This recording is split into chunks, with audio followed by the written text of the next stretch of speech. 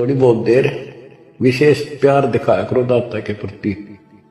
कभी ना कभी तो जरूर उसके प्रति आंसू आनी चाहिए। हे भगवान कैसे दया करी दाता, हम वो काम बिना सोचा था। कभी कभी 24 घंटे में एक बार जरूर दाता का एहसान किया करो, अकेले बैठ के, ते सोते समय, रात को उठ के। आपकी एक कसक न्यारी होनी चाहिए। एहसान जो मानता है उससे परमात्मा बड़े प्रसन्न होते हैं।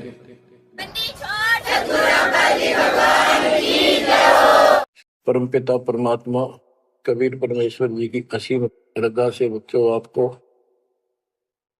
अमर कथा सच्चा ज्ञान सुनने को मिल रहा है। आपकी किस्मत परमात्मा ने अलग लेखनी से लिखी है, अलग आपका अकाउंट है जिस पर काल का कोई अधिकार नहीं है। बच्चों,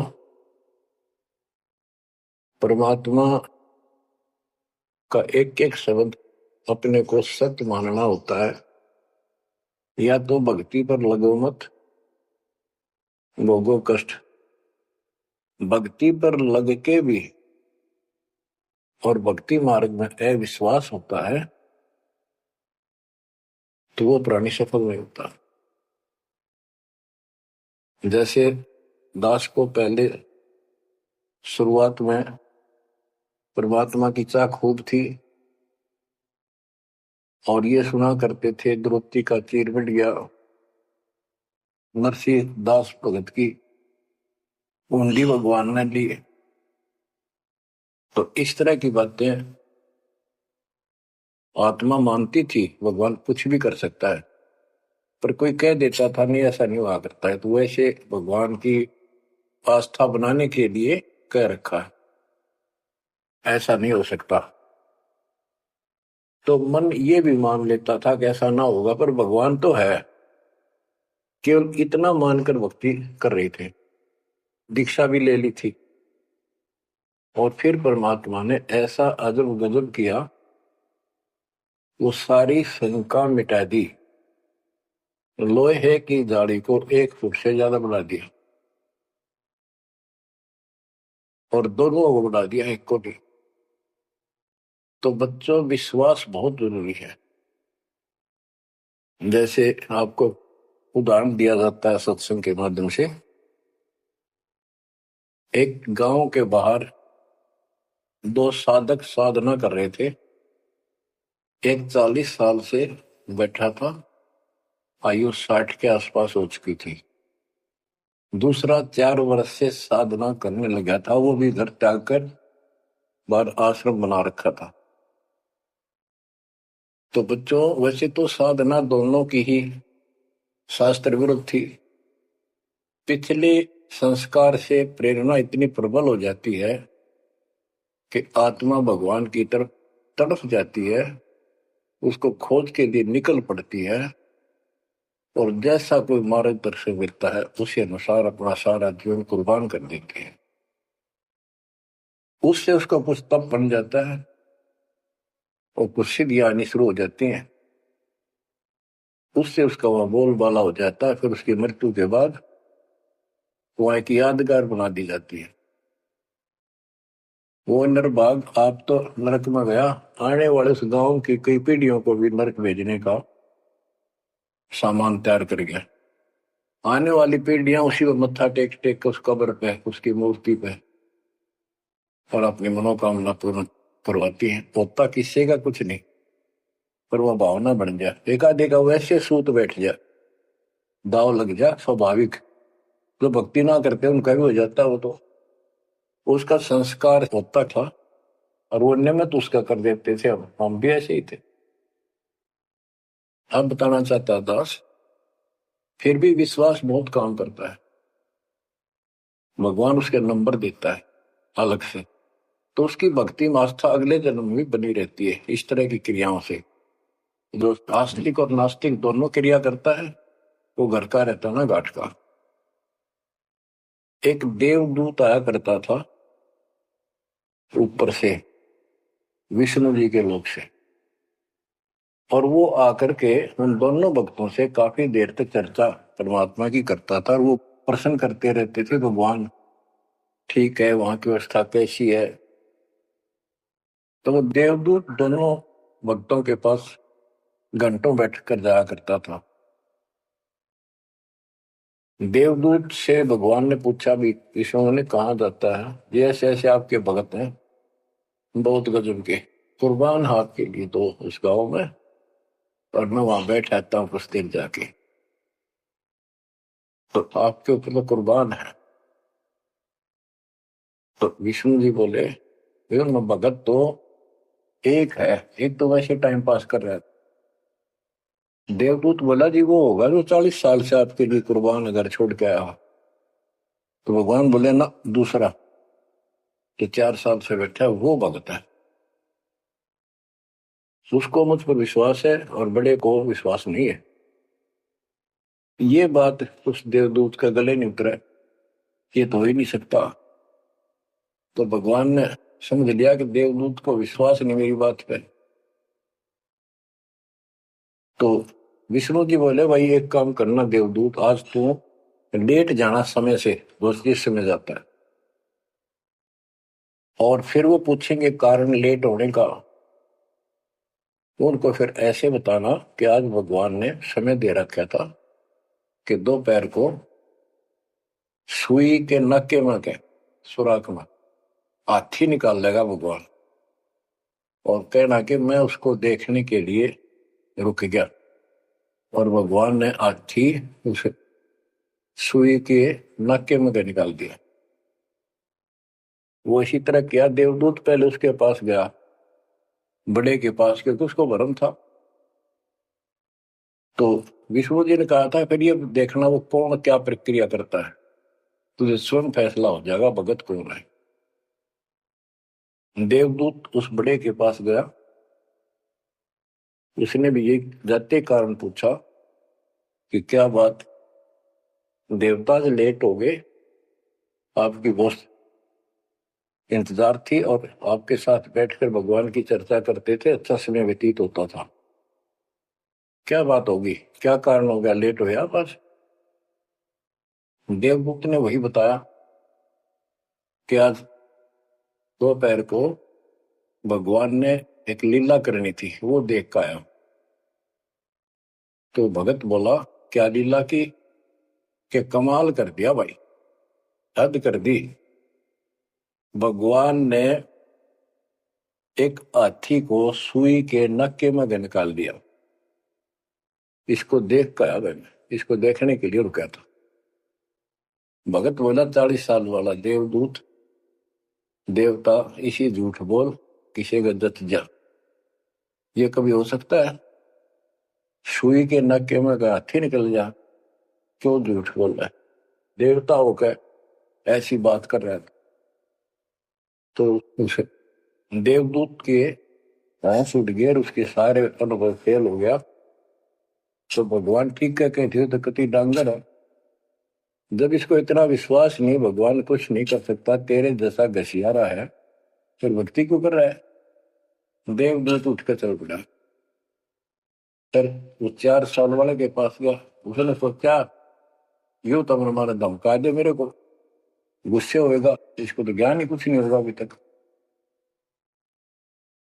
तो उस 4 साल वाले ने भी, भगत ने पूछा, देवदूत तो लेट हो गए, आपके आने की बड़ी इंतजार रहती थी, आज तो सोच लिया था शायद नहीं आएंगे, क्या काम हो गया ऐसा कोई, हमें भी बताओ। देवदूत बोला, भाई क्या बताऊं, झूठ में कह नहीं सकता और सच्ची की शेखर गला उतरती नहीं। भगत बोला, बताओ तो सही क्या बात है। क्या दोपहर को भगवान ने एक लीला करनी थी, मैं उसको देखने के लिए रुक गया। क्या लीला थी। देवदूत बोला, सुई के नक्के में क्या भगवान ने हाथी निकालना था। भगत बोला, फिर क्या हो गया, कि वो निकाल दिया, कमाल कर दिया। बोला बस भगवान निकाल दे, सारी पृथ्वी ने धरती न सुई के नक्के में गया, आप हाथी में आश्चर्य कर रहे हो। तो देवदूत ने सीने से लगा दिया उस बालक को, वो बोला धन्य तेरे माता पिता जिससे जन्म हुआ। भक्ति कर विश्वास नहीं तो खाक भक्ति है वो। कह कबीर सुनो विषा दो मैं तो हूं विश्वास में। तो अपने परमात्मा की लीला पर अविश्वास नहीं होना चाहिए। और ये धीरे धीरे आपके साथ भी परमात्मा ऐसी लीला करते रहेंगे और कर भी दी होगी। और ना भी हो तो इतने सारे प्रमाण दिए जाते हैं, विश्वास कर लेना। परमात्मा की भक्ति से दूर ना होना। अब बच्चों, आपको अजब गजब का ज्ञान दास बता रहा है जो संत गरीबदास जी को परमात्मा से प्राप्त हुआ। और ऐसा निर्णायक ज्ञान है, इसका रिजल्ट इस पूरी कथा का फिर बाद में आपको बहुत अच्छा निष्कर्ष मिलेगा। पार्वती जी शिव की पत्नी और 108 बार मर चुकी थी। 109वें जन्म में भी उसने शिव जी को ही पति बनाया। ये संस्कार था उनका। नारद मुनि ने एक दिन आके पार्वती जी को समझाया कि हे माता, भगवान शंकर जी के पास एक ऐसा मंत्र है जो आपको बता देना, उस नाम के जाप से आप अमर हो जाओगे, अन्यथा आप 108 बार मर चुके हो। और वो भगवान उसके प्रमाण के लिए आपके शरों की खोपड़ी की माला बना रखी है। 108 है गिन दिए। पार्वती जी बोली भाई नारद बिल्कुल सही है, 108 है। मैं पूछती हूँ ये किसके क्या है तो वो टाल मटोल कर जाते हैं। तो हे माता आपका जन्म मरण मिट जाएगा। तो वो बोली भाई ये मेरे बात समझ में नहीं आती कि शिव महाराज जी मेरे से कुछ नहीं छुपाते, और इसने ये कैसे छुपा रखा मंत्र मेरे से बहुत प्यार करते हैं। और बताते हैं तेरी मृत्यु के बाद मैं बहुत रोता था। तो नारद जी ने कहा माता अभी तक आप उनको पति मानती हो, जिस दिन परमात्मा रूप देखोगी और उनको एक गुरु रूप में नम्र भाव से प्रश्न करोगी, कति अति नम्र होकर, तब ये गुप्त मंत्र आपको बताएगा। ये मंत्र शिव जी ने किसी को नहीं दिया आज तक, क्योंकि ऐसा किसी का लक है नहीं, ऐसा भाव किसी का है नहीं। तो आपको वो भाव बनाना पड़ेगा जिससे वो आपको अमर मंत्र दे दे। नारद कह के चला गया। पार्वती को बेचैनी होगी माता जी को। शिव जी जब घर आए और दिनों तो वो दूसरे ढंग से बात करा करती, क्योंकि पत्नी बराबर का हकदार होती है, हिस्सेदार होती है। उस दिन चरणों में लेट गई, दंडोत प्रणाम किया और चरण पकड़ के रोने लगी और कहने लगी हे भगवान, मुझसे ऐसी कौन सी गलती बन गई कि आपने मेरे से वो अनमोल मंत्र छुपा रखा है। ये भगवान मैं 108 बार मरी, क्या आप दुखी नहीं हुए होगे? मुझे वो नाम बता दे जिससे मेरा जन्म मरण मिट जाए। अब शिव जी उसके मुंह की तरफ देख रहा है, पार्वती की सारी आओ भाव को समझ रहा है। कहने लगा पार्वती आज तेरे को कौन सा भगवान आत्मा मिल गया जिसने तेरी बुद्धि बदल दी।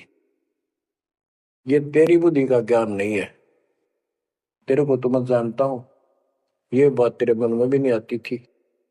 मैंने कोशिश भी की भक्ति किया करो, आप कह देती थी आप भगवान हो, मुझे क्या जरूरत है, मैं भगवान के साथ हूं, मैं उनकी अर्धांगिनी हूं। तब पार्वती जी ने बताया कि नारद जी आए थे, उन्होंने मुझे ये सब बताया। तो भगवान शंकर बोले पार्वती सुन ले, जितनी बार तू मेरा पागल जैसा हाल हो जाया करता था। एक बार तो राजा दक्ष के यज्ञ में जलकर मरी, तेरे अस्थि पिंजर को उठाए मैं 10,000 वर्ष तक घूमता रहा था कंधे पर रख के, और पार्वती पार्वती करता हूं। तो एक सुदर्शन चक्कर आया, उसने काट के तेरे टुकड़े कर दिए शरीर के। जब मैं ठगा सा रह गया, मेरे हाथ कुछ नहीं बचा, फिर तेरा जन्म हो गया, शादी फिर होगी, वह भूल पड़ी। ये मंत्र ऐसा अजब गजब है, ये आम व्यक्ति को नहीं बता जा सकता।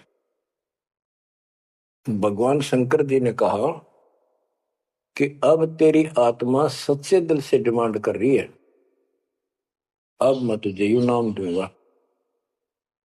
गरीबदास जी बताते हैं कि जैसे सीप एक जानवर होता है, शंखला सा जैसे एक शंख होते हैं, इस टाइप के मजबूत शरीर का, और उसको सीप बोलते, सीप। वह सीप जो है गर्मी हो जाती है जब उसको अंदर पानी की डिमांड होती है, मोती बनाने के लिए उसमें प्रेरणा होती है, जैसे पशु में गर्भ धारने की होती है। उस समय सीप समुद्र के ऊपर आ जाती है, ऊपर बादल गरज रहे होते हैं, यदि उसका मुंह खुला हो और बारिश की एक बूंद भी उसके मुख में चली जा तो उससे मोती बनना शुरू हो जाता है। उस बूंद को लेकर सीप वापस समुद्र में गोता लगा जाती है, उसमें मोती बन जाता है। और यदि सीप का वो मुंह बंद हो तो सारा सामान बरस जाए उसके ऊपर, मोती नहीं बना।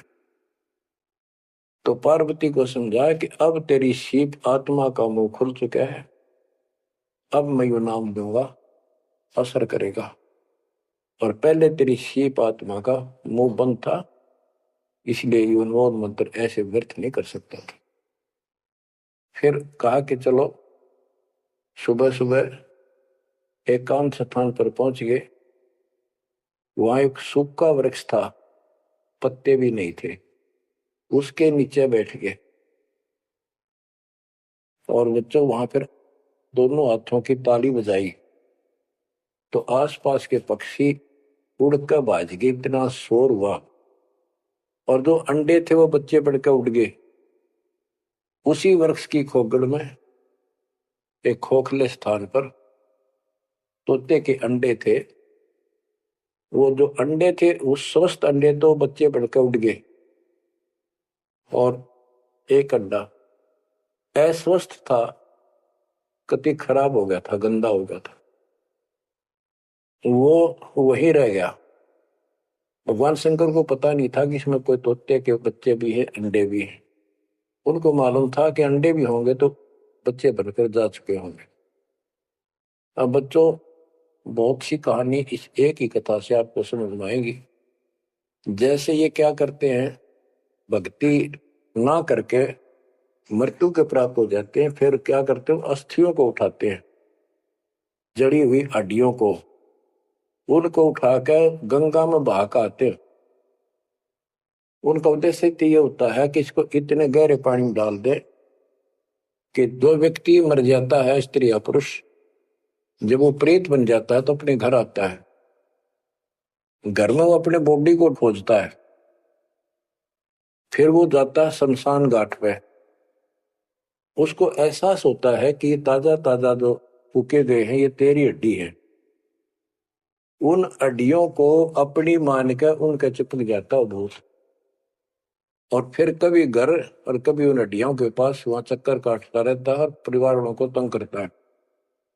तो इसीलिए उसको उन हड्डियों समेत उठाकर उसने इसी जगह डालते हैं, उसको भेदा नहीं लगता, और वो भटक भटक के चला जाता है।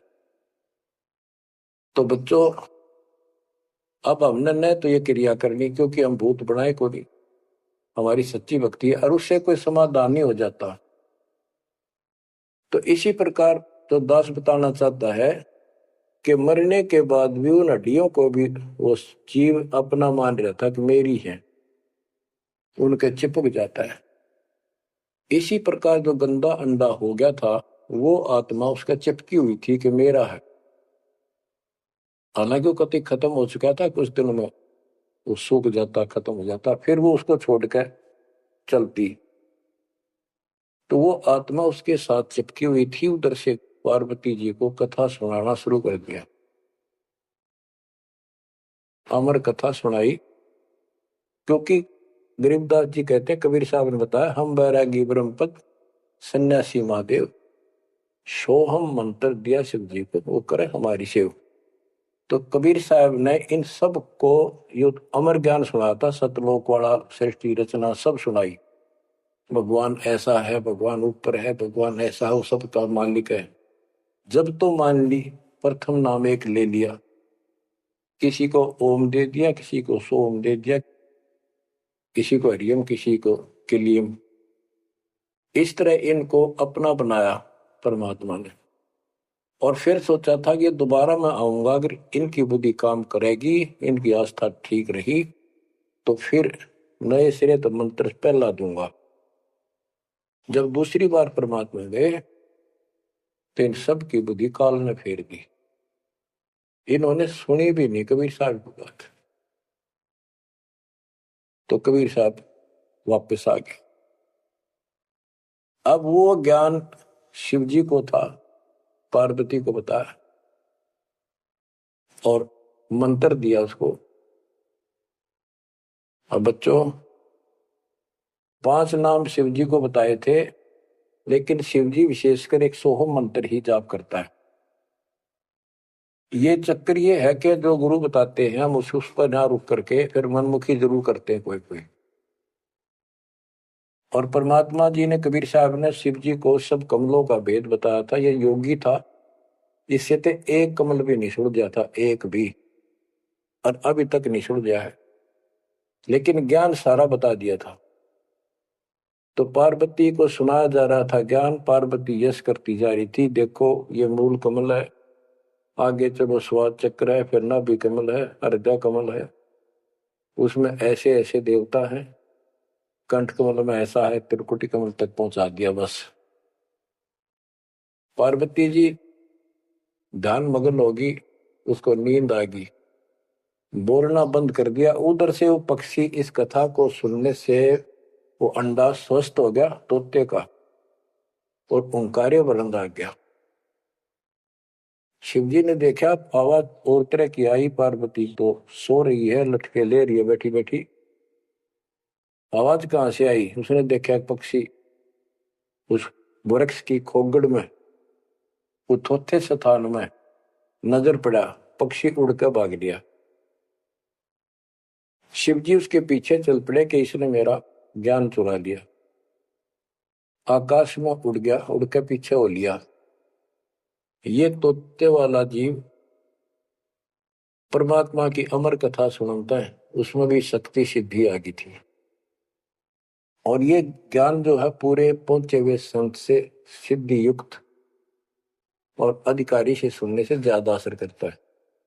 भगवान शिव 3 लोक के प्रधान है, इनमें आध्यात्मिक शक्ति है। वो साथ मिलकर उसकी आध्यात्मिक शक्ति के साथ वो वाणी परमात्मा अमर कथा उसके भी बॉडी में गई, उसमें सिद्धि आ गई। मोक्ष तो बहुत दूर की बातें हैं, ये तो लंबा चैप्टर है, लंबी कहानी है, लेकिन थोड़ा थोड़ा हिंट आपको देना पड़ता है, कहीं कभी कोई मिसगाइड ना करते। सिद्धियों कहते ये अष्ट सिद्धि 9 निधि के भरे पड़े हैं शिव जी, और इनके वचन से भी सिद्धि आ जाती है, किसी को ये कह दे तो। लेकिन उन सिद्धियां ने के चाटा, ये मोक्ष तो ना हुआ है। भाव कहने का ये है कि वो तोते वाला प्राणी वेद व्यास के आश्रम में पहुंच गया, उड़ता उड़ता पीछे पीछे शिव जी। वहां शरीर छोड़ गए, और व्यास की पत्नी ने जमाई ली थी, उसके द्वारा, सांस के द्वारा उस सूक्ष्म जीव अंदर चला गया। और जब गर्भ धारण का समय आया तो उनके गर्भ में स्थान लिया, उस बच्चे के शरीर में प्रवेश हो गया, 12 वर्ष तक वहीं रहा। आगे कथा इसमें आगे आएगी, वो बताऊंगा। अब ये वाणी सुनाऊंगा जो आसानी से आपके समझ में आएगी।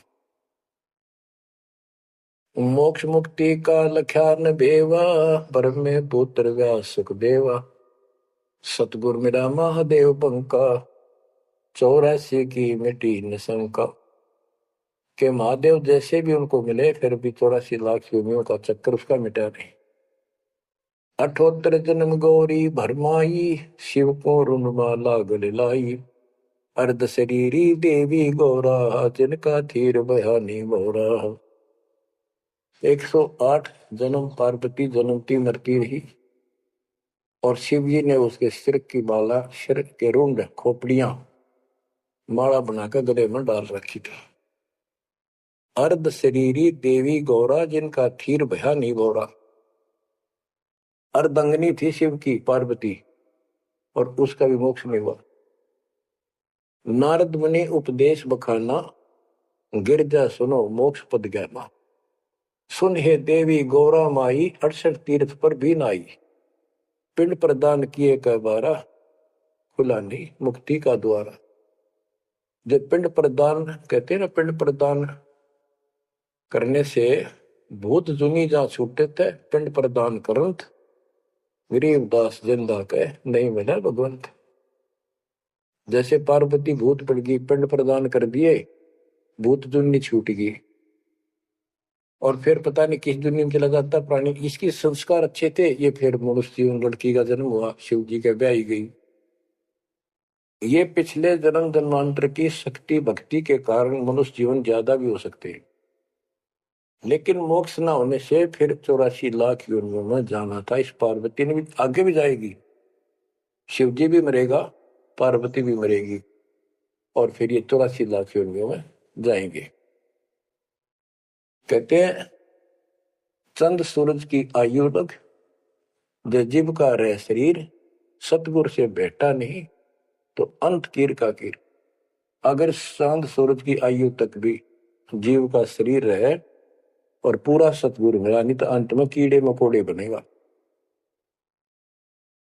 अब नारद जी बता रहे पार्वती जी को सुन हे देवी गौरा बाई 68 तीर्थ पर भी नाई पिंड प्रदान किए के बारा खुला नहीं मुक्ति का द्वार।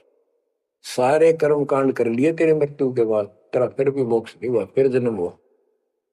रुंडमाला शिव के गले माही सो देवी तुम जानो माही। गरीब रुंडमाला शिव के गले गेजा के सब शीश भक्ति दुराई देव को ना परसा जगदीश। तुमरा देवी रूप विशाला शिव तो पैर रहे रुंडमाला भौतक पर लहो हो जाई लंबी उम्र शिव कलिमाई। दीर्घायु शिव है अनुरागी तुम देवी गौरी दिल की। मूल मंत्र ने नाम सुनाया ताते कल्प हुए तेरी काया। महादेव देवनपति देवा जाकी करी न गौरी सेवा कर बंधन कर शीश नवाओ तन मन अर्पो शीश चढ़ाओ। शिव है मोक्ष मुक्ति के दाता तो से भेद कहो गौरी माता। चरण गहो चिंतामणि केरा ताते प्राण अभय हो तेरा। कमल रूप देवी दिल की न्या नारद मुनि उपदेशी चीन्या। जब आए शिव मंदिर अवधूता देवी चरण लिए सतरूपा। अब कहते नारद के कहने से पार्वती जी ने गौरी देवी ने कति पाक साफ दिल कर लिया कमल की तरह। कमल के ऊपर कोई मैल नहीं होता ना कोई धूल टिकती है ना जल टिकता है ना कोई कीचड़ टिकता है। तो ऐसा साफ दिल किया और जब शिवजी घर पर आए उनके चरणों में चरण लिए सतरूपा। सच्चे भाव से चरण लिए चरण पकड़ रोवत है बाला मोरे शीश किए रूप बाला। मोसे भक्ति दुराई देवा न जाने नी तुम्हारी सेवा। मोसे भक्ति दुराई स्वामी हमसे भेद कहो निज दामी। मैं अबला हूं बाला बोली पार निभाओ हमारी डोली। कति चरण पकड़ के कहने लगी मैं तो भोली सी लड़की हूं और मेरा बेड़ा पार करो। बच्चों ये सारी कहानी आपको मौखिक सुना दी। इन वाणियों में सारा इसी का निष्कर्ष है। अब क्या बताते हैं गरीब मूल मंत्र महबूब का ई सुनाओ मोही पार्वती जी कहती है शिव जी को कि उस परमात्मा का समर्थ शक्ति का जो मूल मंत्र है वो मुझे बता दो। अब इन मूल मंत्र का पता नहीं, जिस भी नाम को ये गुप्त रखते हैं जो विशेष नाम इनके पास है उसी को मूल मंत्र मांग रहे थे। गिरी मूल मंत्र महबूब का ए सुनाओ मोही, युगन युगन के पातक कटे छूटे तेंद्र द्रोही। पूर्व जन्म की कथा सुनाओ, मूल मंत्र हमें शिव गौराओ, भूल रही भवसागर हमी, मोक्ष मुक्ति के दाता तुम ही। शिव बोले सुन देवी बाता को उपदेशी मिला विदाता, ये तो ना ही ज्ञान तुम्हारा, हम सो भेद कहो परवार। कि आज जैसे तू बोल रही है कि तेरी बुद्धि की बात नहीं, तुझे कौन ऐसा भगवान आत्मा मिल गया जिसने तेरा मन फेर किया। गिरजा कह सुनो शिव स्वामी, तारण तर आदि घरनामी, नारद मुनि उपदेश समोदम, दीन ज्ञान ध्यान परमोदम। शिव समर्थ बोले हैं जब ही, गौरी ज्ञान सुनाया तब ही।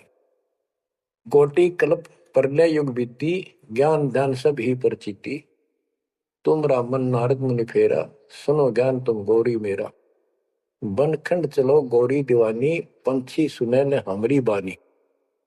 ऐसे स्थान पर चलो पक्षी भी कोई हमारी बात ना सुन सके।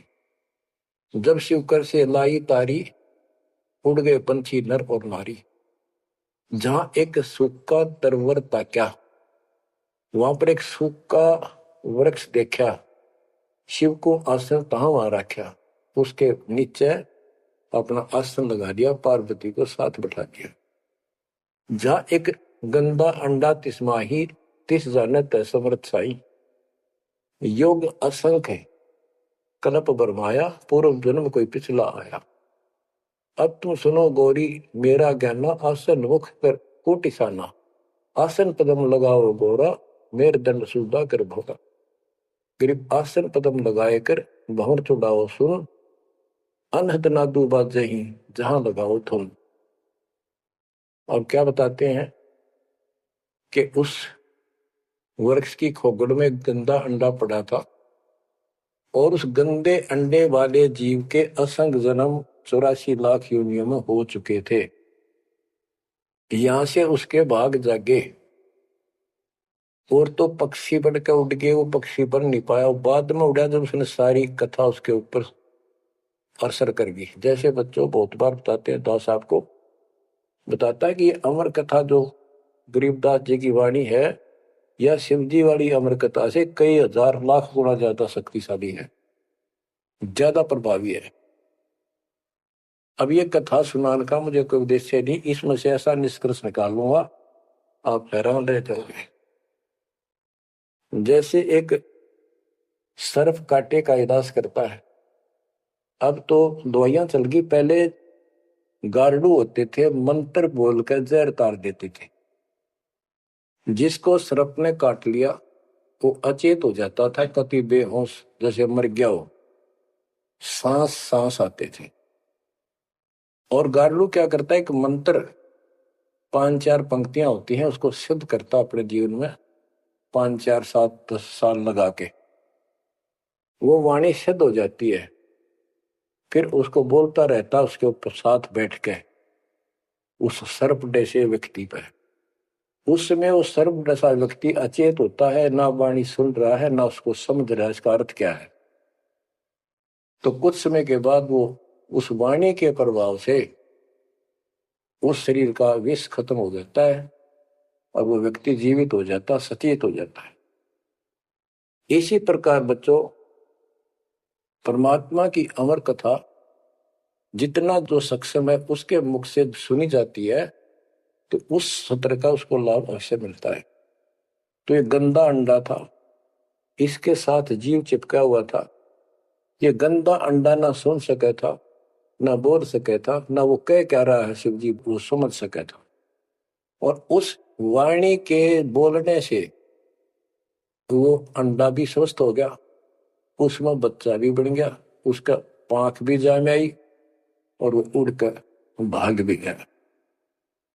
इसी प्रकार जो आज मानव के ऊपर रहम हुआ है, गरीबदास महाराज जी की अमरवाणी इससे भी ज्यादा स्ट्रोंग है। और ये अब दास के बुक से चला करेंगी अखंड पाठों में, आसपास के पक्षियों पर भी असर करेगी। आसपास के पशु पक्षी जीव जंतु पेड़ पौधों सब का ऊपर ऐसे असर करेगी जैसे इस पर किया था। और ये सब धीरे धीरे यहाँ से शरीर छोड़ते जाएंगे और मनुष्य जीवन पाते जाएंगे। ये सीधे फिर आके मालिक के चरणों में आएंगे। बच्चों भक्ति जरूर करेंगे, भक्ति करेंगे तो मालिक कहीं ना कहीं उनको मिलेगा।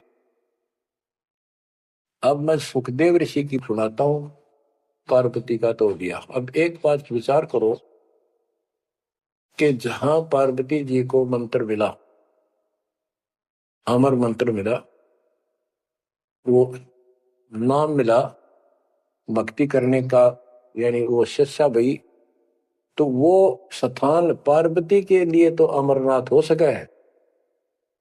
ये जो वहां आजकल जावे है मत्था टेकन देखन दर्शन कर, उनके लिए अमरनाथ नहीं है वो।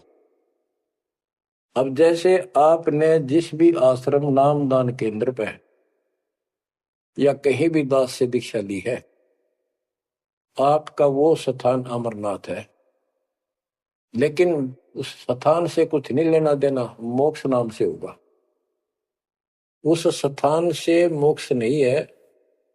वो स्थान तो आपको जिंदगी भर याद रहेगा, मुझे वहां दीक्षा मिली थी, बस इतनी बात है, और ये अमर ज्ञान मुझे प्राप्त हुआ था। लेकिन मुक्ति नाम से होगी। और जो बोले आत्मा इतने ऊंचे पहाड़ों पर जाते हैं दर्शन करके आवांगे। अब विचार करो, जैसे दास ने बहुत बार समझाया आपको, ये तीर्थ क्या होते हैं, ये धाम क्या है। जैसे पार्वती को वहां नाम लिया, नाम लेकर अपने घर ना आएगी, अब भक्ति करिए, वहां क्या रखा है। अब जैसे तीर्थ है, वहां किसी ऋषि ने भगत ने कोई तालाब का सहारा तकिया, क्योंकि पहले पानी नहाने धोने का पीने का तालाब ही होते थे, कुएं भी बहुत गहरे होते थे, एक आदमी नहीं खोद सकता। तो वहां बैठकर अपनी भक्ति करता था, जैसे भी उसने डोले डोए, क्योंकि सत साधना तो आपको ही मिली है पूरे विश्व को। तो वो जैसे भी तप किया, कुछ किया उसने, जैसा भक्ति की, उस आधार से वो उस लोक में चला गया। और अब वहां कुछ नहीं। अब जैसे हम किसी का एक हमाम दस्ता ले आते और उसमें सामग्री कूटते हवन की और वापस दे देते मांझ धो के। हमाम दस्ता होता है लोहे का उखड़ सा, 1-1.5 फुट का उसका मुसड़ सा होता लोहे का ही, उससे वो कूटते हैं जैसे चटनी कुटे आ रहा कुंडी में। तो हमाम दस्ते में थोड़ी बहुत स्मेल थी और 5-4 दिन में वह भी खत्म होगी। जिसका मांग के लाए तो उसको दे आए, तो उन घर वालों को महसूस हुआ कि इसमें कुछ स्मेल आवा है, तो कोई सामग्री कूट रखी है। और कुछ दिन के बाद वो स्मेल भी खत्म होगी और वो सामग्री सारी कति साफ करके अपने घर रख ली। अब उस स्मेल को सूंघ बार बार को हो कमाल हो गया, बड़ी स्मेल आई, फिर वह खत्म होगी, चलो स्मेल लेके आते हैं। उस स्मेल से कुछ नहीं होने का, उस सामग्री से गूगल खेओ, वह बनानी पड़ेगी। इसी प्रकार मोक्ष प्राप्ति के लिए यह साधना करनी पड़ेगी।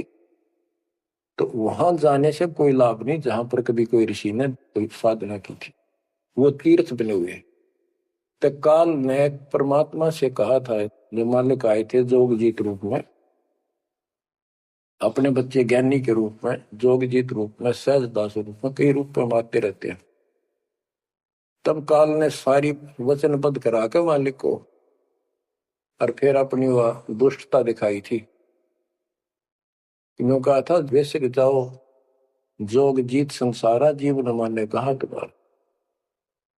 जीव तुम्हारा कहा न माने, हमरी और हो बात बखाने। तीर्थ व्रत और झूठे जब तब मन लाओ, देवी देव देवर पुजवाऊं, या जीव को बरवाऊं। 12 पंथ करूं मैं साजा, नाम तुम्हारा ले करूं आवाजा। 12 पंथ जो नाम जो ले, सो मेरे मुख में आन समोई। और अनेक पंथ चलाऊं, या जीवों को बरवाऊं। तो आज वो सारा काम इसने कर रखा है। अब आप किसी को समझा के देख लो, आपके सर हो जाते हैं। तुम हमारे देवताओं को ऐसे बताते हो, हमारी साधना को गलत बताते हो, तीर्थों में जाना ठीक नहीं, व्रत रखना ठीक नहीं। तो काल ने बोल रखा था कि हमारी ओर हो बाद में खाने, हमारी ओर हमारा पक्ष लेकर के वाद विवाद किया करेंगे। अब बच्चों, जो दास बता रहा है कि सुखदेव व्यास जी की पत्नी के पेट में समा गया, गर्भ में। उसके बाद 12 वर्ष तक गर्भ में रहा। वहां उसको याद रहा कि पिछले जन्म तो असंख्य खो दिए, भक्ति नहीं बड़ी। अब के मानव शरीर प्राप्त हुआ और बाहर जाते भूल पड़ जाती है तो जुल्म हो जाता है। इस डर के मारे गर्भ से बाहर गया। 12 वर्ष बीत गए। ब्रह्मा विष्णु महेश को टेंशन हुई, ये तीनों आ गए। इन्होंने कहा कि सुखदेव बाहर आओ। 12 वर्ष तक गर्भ में ठीक नहीं, हमारी मर्यादा खत्म होती है। 9 महीने भी माताएं गर्भ में बच्चा रखती है, बहुत परेशान हो जाती है, और 12-12 वर्ष रक्षा करेंगी, ये गलत परंपरा डलती है, आप ऐसा ना करो, बाहर आओ। तो सुखदेव ऋषि ने कहा कि भगवानों, अब मुझे ज्ञान हो गया, बाहर आती आपकी माया, यह त्रिगुणमयी माया हमें अचेत कर देती है, सब भुला देती है, इस माया में रोक दे, फिर मैं बाहर आऊं। इन्होंने कहा भाई ज्यादा हम भी नहीं रोक सकते, ये हमारे से भी बहुत ज्यादा प्रबल है, हमारे बस की बात नहीं है, बस कुछ सेकंड के लिए रोक सकते। तब उसने कहा जी कुछ सेकंड के लिए रोक दो। तो कुछ क्षण के लिए रोकी, इतना में सुखदेव बाहर आया। तो उसको भक्ति की प्रेरणा बनी रही, भगवान की याद रही। उसी समय 9 नाथ 84 सिद्ध, यानी 93 बच्चे और लड़के पैदा हुए। ऐसा इत्तेफाक था, संस्कार था उनका। उनको भी ये बातें याद रही, उनमें से 9 तो नाथ बन गए और 84 सिद्ध कहलाए। उन्होंने भक्ति की प्रेरणा बन गई बचपन से ही, मालिक की याद बनी रही। लेकिन सच्चा सतगुरु ना मिलने से ये भी डले डोए। अब बच्चों ज्ञान पूरा आ चुका है और वो ठीक का समय आ गया है। गुरु पूरा, ज्ञान पूरा, भगवान पूरा। तो अब जो ये वाणी चले हैं और दास के मुख से चला करेंगी, ये कत्युत मस्तार देंगी, काल के पता नहीं कितने जुगाड़ को तोड़ेंगी, कितने जीवों का उद्धार बनेगा। मनुष्य का तो कहना ही क्या, डांगर डोर पशु पक्षी कीड़े मकोड़ों को भी सहारा मिलेगा।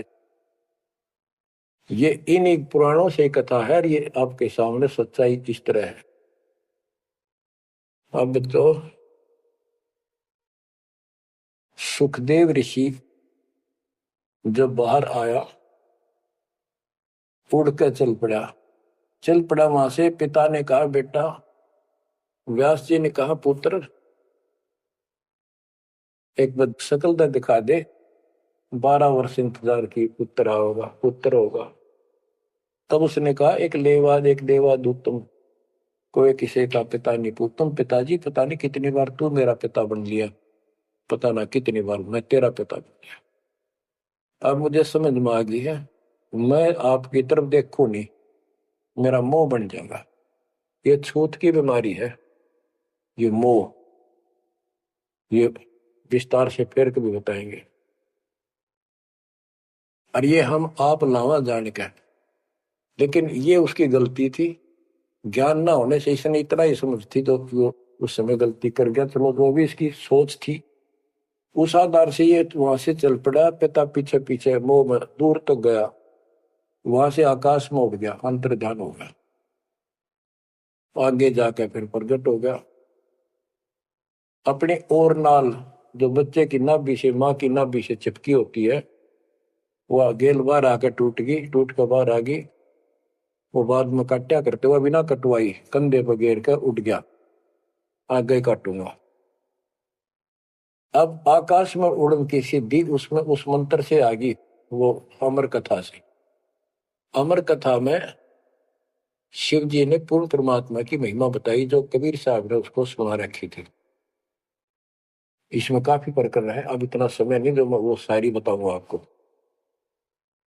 कभी परमात्मा ने दया की तो फिर उनको विस्तार से समझाया करेंगे।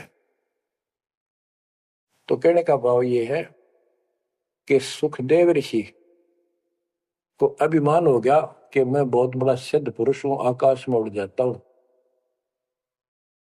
तो बच्चों स्वर्ग में जाने लग गया, और स्वर्ग के देवता ऋषि महर्षि सब उसको उसकी जो है ना पूरी वो करे, सम्मान करें, उसकी आरती तारे कि बड़ा धन भाग है तेरे, बड़ी सिद्धि प्राप्त कर लिए। इन्हें इतना पता सिद्धि आएगा, और जन्म से ही छोटी उम्र में आपको इतना कुछ प्राप्त हो गया, आप तो बड़े पहुंचे हुए हो। तो सब उसकी खूब अच्छी तरह प्यार रखे, महिमा गाओ। एक दिन उसने स्वर्ग में जाने की इच्छा व्यक्त की, विष्णु जी के लोक में। वहां उसको इसलिए नहीं जाने दिया कि उसका गुरु नहीं था। विष्णु जी तक बात गई। विष्णु जी ने पूछा कि हे ऋषि जी, आपने गुरु नहीं बना रखा? अब नहीं, गुरु की क्या आवश्यकता है महाराज, ये गुरु बना रहे वो नहीं आ पाए और मैं बिना गुरु के आ गया। विष्णु भगवान बोले ठीक है, वो अलग बात है, या वही रह सकता जो पहले गुरु बनाओ। फिर एक बीमारी और अहंकार के मेरे बराबर पृथ्वी पर कोई गुरु नहीं, मैं बाल ब्रह्मचारी, वहां कोई ऐसा संत नहीं, मैं बनाऊं गुरु किसको? विष्णु जी ने कहा कि राजा जनक मेरे परम भक्त है, आप उनसे दीक्षा लो। यूं कह के विष्णु जी चले गए, उसको बाहर निकाल दिया पार्षदों ने। वो स्वर्ग में आए, वहां सारी कथा बताई। फिर अन्य स्वर्ग, कोमर स्वर्ग, फिर ऋषियों के पास आए नीचे, उनको बताया तो सब ने कहा कि सुखदेव बहुत बड़ी गलती कर रखी है, गुरु नहीं बनाएगा, गुरु नहीं बनाएगा तो गधा बनेगा। तो पिछले जन्मों में उसको एकदम वो रील सी चल गई कि मैं कभी गधा बना था एक बार, पर अंधा हो गया, स्वामी ने छोड़ दिया, कुमार ने, और मैं भटकता भटकता इन नाले में फंस गया। मेरा पुली बना ली लोगों ने, आन जान लगे। मैंने कहा नहीं, भटक के भूखा होकर तो मरा, प्राण निकले। उस भय से उसको चिंता बनी। फिर अपने पिता के पास वापस आता है। व्यास जी देख के बड़े खुश हुए कि बेटा आ गया। सारी बात पूछी तो सारी अपनी समस्या बताई पिताजी के सामने। पिताजी ऐसे ऐसे बात है, भगवान ने कहा कि राजा जनक को गुरु बनाओ। तो व्यास जी, क्योंकि जितने भी महापुरुष हैं वो एक सुर में बोलते हैं, उनको इतना ज्ञान तो है, गुरु बिन बात नहीं बनती। उसने विशेष ज्ञान तो सुना नहीं था, वो बैटरी चार्ज होगी, उसने उड़ा फिर था, उससे ज्ञान था ही नहीं इसको। तो व्यास जी बोले रे बेटा, मैं तो खुश था, चलो बेटा ना मेरे पास आया, पर नु चर्चा तो चल रही है व्यास का बेटा इतना पहुंचा हुआ है, अपने गुरु नहीं बना रखे, तो तुम्हें कमाल कर दिया। तो दो कोड़ी का जीव नहीं, कल नहीं ये तेरा प्राण छूट जाएंगे या बैटरी खत्म हो जाएगी और नरक में जाएगा बेटा, गुरु बिन बात पड़ती है। तो आखिर में हार कहने बोला, हे पिताजी, मैं कैसे गुरु बनाऊं राजा जनक को? राजा जनक गृहस्थी भाई, ओए होए, और कैसे शीश निभाऊं जाए। जनक विदेही राजा भाई, कैसे शीश निभाऊं जाई। ओहो। सुखदेव बोले ज्ञान विवेक का, हमने स्त्री का मुख नहीं देखे। तो उसके पिताजी बोले जो भगवान ने कह दिया, तू अब भी अगरम बगरम कर रहा है, एक अन्य का जीव नहीं, तेने ज्ञान भी क्या आएगा, कहाँ जाएगा फिर तू, वहां तेरे को बढ़ने नहीं देंगे स्वर्ग के अंदर। जो मरता क्या नहीं करता, राधा जनक के द्वारे गया, वहां चरणों माथा टेका और अपने कल्याण का मार्ग पूछा। बच्चों, इससे बहुत सी जानकारी होगी आपको, अजब गजब ज्ञान होगा। क्योंकि अभी तक दास ने आपको केवल प्रमाण दिखाए, सारे ग्रंथ सुन जाए और एक नंबर का ज्ञान आपके हृदय में जमा दिया कि जो दास कह रहा है वो सारी सच्ची है। अब दास कोड वर्डों में, संकेतों में भी ज्ञान समझाएगा, तो भी आपकी आत्मा गिल्ला कैच करेगी साथ के साथ। गरीब गोता मारू स्वर्ग में, जा बैठो पाताल, गरीब दास ढूंढता करो अपने हीरे मोती लाल। आप वो हीरे मोती लाल हो बच्चों, आप सामान्य आत्मा नहीं हो। जब परमात्मा आपको कैसे रंग रहा है, रंग में कैसे दूध अमृत पिला रहा है आपको घर बैठे, आपको नहीं पता इसका क्या प्रतिफल होगा। बच्चे को माता पिता दूध पिलाते हैं, बढ़िया भोजन खिलाते हैं, उनको पता है कि इसको कितना इसका लाभ मिलेगा। बच्चे को ज्ञान नहीं होता, वो धक्के तो पिलावे, खेलने लग रहा हो, माँ लाओगी बुला के, आजा भाई आजा बेटी, दूध पियावेगी। बस दूध पीता पीता भी इन्होंने सोचा बच्चा अब छोड़ दे, जल्दी ही डांक ठोकूं बाहर खेल का। अब वह दूध पिया के फिर छोड़ देती, जा भाई खेल है तू। तो बच्चों, ये अमृत दूध है आपकी आत्मा के लिए। अपना काम करो, संसारी काम करो, फिर तो दिन का जो होमवर्क क्लास वर्क है वो भी करो, तो ज्ञान का जो असर है वो व्यर्थ नहीं जाएगा। आपकी आत्मा को इतनी ताकत दे देगा जिसमें भक्ति बिल्कुल सुदृढ़ हो जाएगी, सुरक्षित रहने लग जाएगी। क्योंकि मन में दोष नहीं रहेगा, कोई गलती बनेगी नहीं, तो सब कुछ सुरक्षित रहेगा। आपके मोक्ष के लिए परमात्मा ने कसर नहीं छोड़ रखी, जो भी संभव व्यवस्था है वो सारी कर दी है। बच्चों, तुम भी दया करियो, रहम करियो उस परम पिता पे, और इस दास की उम्र देखो और दास कहाँ है ये देखो, और यहां से आपके लिए क्या कर दिया उस दाता ने। उस मालिक को देखो ध्यान से, और यहां से आपके लिए क्या कर दिया उस दाता ने। उस मालिक को देखो ध्यान से। आप बालक नहीं हो, आपकी आत्मा में समझ आ जाने चाहिए कि ये क्या हो रहा है। कुर्बान हो जाओ, संसार की भूल जाओ बातों को, जो ज्ञान हम देते हैं उसके ऊपर समर्पित हो जाओ। तन मन धन सब अर्पिए, भक्ति मुक्ति के काज, जिनके उनमें बंदगी के इंद्र का राज। बच्चों, इंद्रिय कर्म न लग लगार, जो भजन करे निर्दुंदरे, गरीब दास जग कीर्ति होगी, जब लग सूरज चंद्रे, जब लग सूरज चंद्रे। बच्चों, आने वाली पीढ़ियां आपको भी याद करा करेंगी, जब तक चांद सूरज रहेंगे आपका नाम रहेगा कि हमारे कौन माता पिता, कौन दादा परदादा दादी इसे अमृत ज्ञान को हमारे कुल में लाए थे। आने वाली पीढ़ियों के उद्धार के लिए तुम जिम्मेवार हो, कुर्बान हो जाओ। परमात्मा आपको मोक्ष दे, सदा सुखी रखे। सत साई।